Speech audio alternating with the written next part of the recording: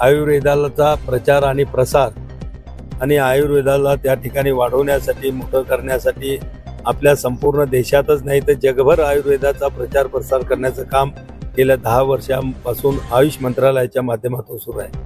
आज त्यातलाच एक भाग म्हणून मी मंत्री झाल्यानंतर मला एक कल्पना सुचली की आपण देशातल्या जास्तीत जास्त लोकांचं प्रकृती परीक्षण त्या ठिकाणी केले पाहिजे, कारण की आयुर्वेदाचे उपचार हे प्रकृती परीक्षणानंच त्या ठिकाणी सुरू होतात। आपल्यामध्ये ज्या प्रकृती आहेत, 7 प्रकारच्या प्रकृती आहेत, वात, पित्त, कफ अशा 7 आहेत त्यामध्ये। त्याचं आम्ही त्या ठिकाणी आता ते या उद्यापासून म्हणजे संविधान दिवसाच्या औचित्य साधून देश का प्रकृती परीक्षण हा आमच्या आयुष मंत्रालयानं आम्ही त्या ठिकाणी आयोजित केलेला आहे।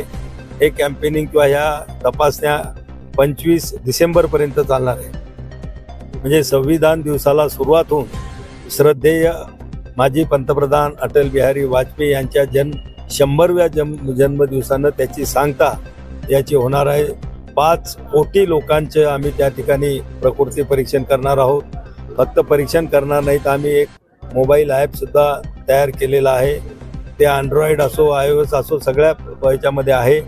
ते ज्याचं प्रकृती परीक्षण होईल त्याच्या मोबाईलमध्ये ते ॲप डाउनलोड करून दिल्या जाईल आणि त्या ॲपच्या माध्यमातून जसे 2 महिन्यांनी आपले ऋतू बदलत असतात तर तशा दर 2 महिन्यांनी ज्या प्रकृतीची ती व्यक्ती असेल त्या व्यक्तीला तशा प्रकारचे नोटिफिकेशन मेसेज त्या आमच्या माध्यमातून, मंत्रालयाच्या माध्यमातून पाठवण्याची व्यवस्था आहे की त्या ऋतूमध्ये त्या प्रकृतीच्या माणसाची दिनचर्या काय असली पाहिजे, ऋतुचर्या काय असली पाहिजे, त्यांच्या खानपानामध्ये काय आवश्यक असलं पाहिजे, कुठल्या गोष्टीचं पथ्यपाणी त्यांनी त्या ठिकाणी पाळलं पाहिजे। हे जर त्या ठिकाणी पाळलं तर अनेक आजारापासून लोक त्या ठिकाणी वाचू शकतात आणि एक चांगला सुदृढ समाज आपल्या देशामध्ये निर्माण होऊ शकतो।